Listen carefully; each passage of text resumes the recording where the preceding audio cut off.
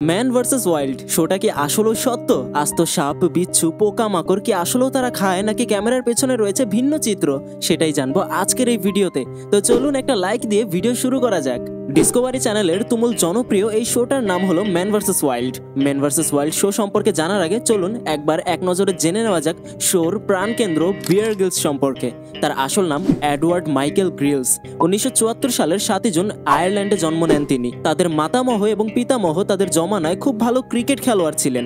খেলেছেন ইংল্যান্ডের বহু স্থানীয় ও আঞ্চলিক দলে। তার পিতা মাইকেল গ্রিলস ছিলেন ব্রিটিশ নৌবাহিনীর রয়্যাল কমান্ডার। এজন্য ছোটবেলা থেকেই অ্যাডভেঞ্চারের স্বাদ পেয়েছিলেন এডওয়ার্ড গ্রিলস।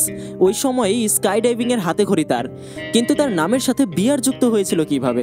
এডওয়ার্ড মাইকেল গ্রিলসের বড় বোন লারা ফসেট তার জন্মের সপ্তাহ 10 দিনের মধ্যেই তাকে বেয়ার নামে ডাকা শুরু করেছিলেন। বেয়ার একজন দক্ষ প্যারাট্রপার ছিলেন। জম্বিয়ার প্যারাশুট ট্রেনিং এর সময় মারাত্মকভাবে আহত হলে ভেঙে যায় তার মেরুদণ্ডের 3টি হাড়। চিকিৎসক সাফ জানিয়ে দেন তিনি আর কোনোদিন সুস্থ স্বাভাবিক জীবনে ফিরতেই পারবেন না।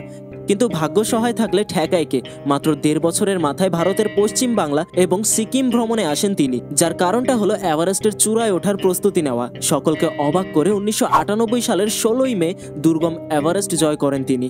2004 সালে বেয়ারকে রয়্যাল লেফটেন্যান্ট কমান্ডার সম্মান প্রদান করা হয়। 2013 সালে তাকে বানানো হয় লেফটেন্যান্ট কর্নেল। 2021 সালের জুন মাসে ব্রিটিশ সেনাবাহিনীর কর্নেল উপাধিতে ভূষিত হন তিনি। এ তো গেল বিয়ার গ্রিলস সম্পর্কে আলোচনা। এবার চলেন শুরু করা যাক আমাদের ম্যান ভার্সেস ওয়াইল্ড শো এর অজানা সব রহস্য।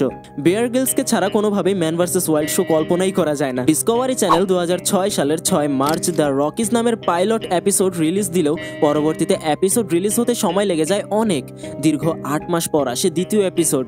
এরপর 2011 সালের 29 নভেম্বর 7ম সিজন পর্যন্ত ম্যান ভার্সেস ওয়াইল্ডের মোট 73টি এপিসোড রিলিজ হয়েছিল।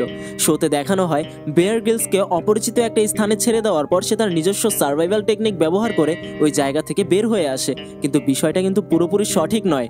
আমাদের মনে হতে পারে তারা হয়তোবা 2-1 দিনের জন্য সেখানে যায়, কিন্তু আসলে এমনটা নয়। এক একটি এপিসোড বানাতে তাদের সময় লাগতো 10 থেকে 12 দিন। সব থেকে বেশি সময় ব্যয় হতো ঠিকঠাক জায়গা খোঁজার পেছনে। পুরো দল নেমে যেত সে কাজে। জায়গা ঠিক করার পর সেটাকে আবার বেয়ারের জন্য আলাদাভাবে সাজাতেও হতো।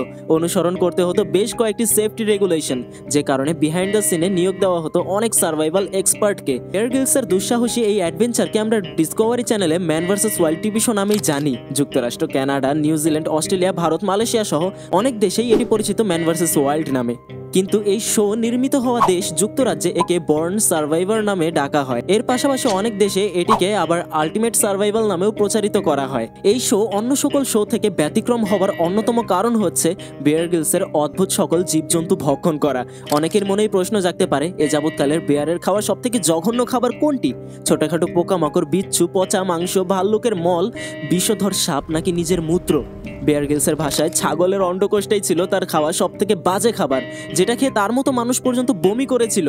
কিন্তু আরব দেশের বহু যাযাবর জাতিগোষ্ঠী সেই খাবার প্রতিদিন তৃপ্তি মিটিয়ে উদরপিণ্ডু করে খায়। এই ছিল বিয়ার গ্রিলস আর ম্যান ভার্সেস ওয়াইল্ড শো এর অজানা সকল বিষয়। যেখানে ছোটবেলা থেকে আমরা কল্পনা করে এসেছিলাম হয়তোবা সেখানে বিয়ার গ্রিলস আর শুধুমাত্র তার ক্যামেরাম্যান যায়, কিন্তু এখন আমরা জানতে পারলাম সম্পূর্ণ উল্টো একটা চিত্র, যেখানে তার জন্য পুরো সেট সাজানো হয়, লোকেশন আগে থেকেই প্ল্যানিং করা থাকে এবং তার সাথে থাকে বিভিন্ন সার্ভাইভাল এক্সপার্ট আর সম্পূর্ণ একটা টিম। পরবর্তীতে ডিসকভারি চ্যানেলের সাথে বিয়ার গ্রিলসের চুক্তির মেয়াদ শেষ হয়ে যাওয়ায় এই শো আর কন্টিনিউ করা হয়নি। কিন্তু যাই হোক, গ্রিলসের হাত ধরে আমরা অনেক নতুন নতুন বিষয় দেখেছি, অনেক কিছু জানতে পেরেছি, শিখতে পেরেছি। আজকের জন্য এই পর্যন্তই। নতুন হলে ইউটিউবে সাবস্ক্রাইব এবং ফেসবুকে ফলো করে আমাদের জুম বাংলার সাথেই থাকুন। নিয়মিত বিভিন্ন আপডেট খবরাখবর পেতে জুম বাংলার অফিসিয়াল নিউজ পোর্টাল zoomBangla.com লিখে সার্চ করুন। আর ভিডিওটা শেয়ার করে দিতে পারেন আপনার বিয়ার গ্রিলস লাভার অর্থাৎ ম্যান ভার্সেস ওয়াইল্ড শো এর লাভার বন্ধুদের সাথে। লাইক এবং ফলো করে সাথেই থাকুন জুম বাংলার।